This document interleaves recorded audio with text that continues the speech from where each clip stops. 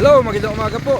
Ngayon ay may dumating tayong alimango at magdi-deliver ho tayo. Ito po ay size na langaw-langaw at i-deliver lang natin dito sa Hagonoy. Tara, samahan niyo po ako.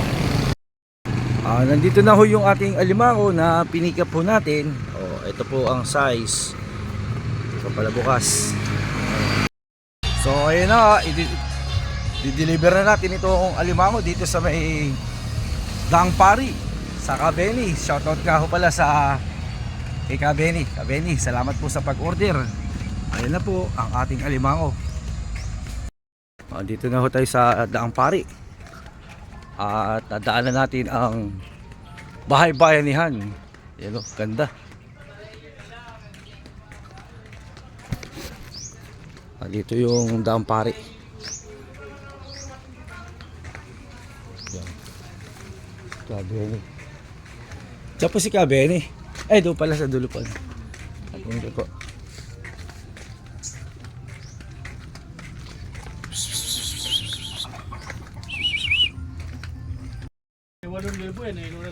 Okay, good morning po. Dito na tayo sa si ba nagsisenta? Kaya sisenta ko lang. Noong linggo.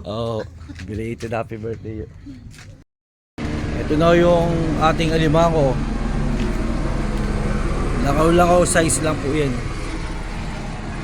Good for 4 months na alagaan. Hanggang 6 months, malalaki na yan. Yan. Sige po. Salamat.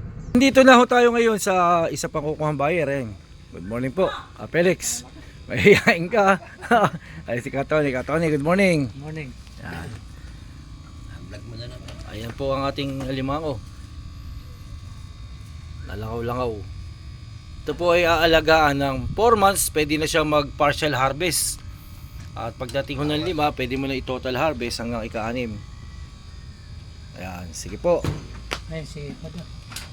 Ayun po si ayun nga po pala si Madam. May hiya pong ang Miss Paombong. Miss Paombong po ito. Alhamdulillah, tama mo sila mahirapan. Pamada pa kay. At nilagay na nga ho namin yung alimango dito sa tubig at atin ho makikita ay lumalangoy naman sa gilido at mayroon din naman naiipon sa gitna at buhay naman po halos lahat. At maganda po ang pagkakaimpake ng ating similyang alimango. At ito po ay ihulog na ni Boss Jumong.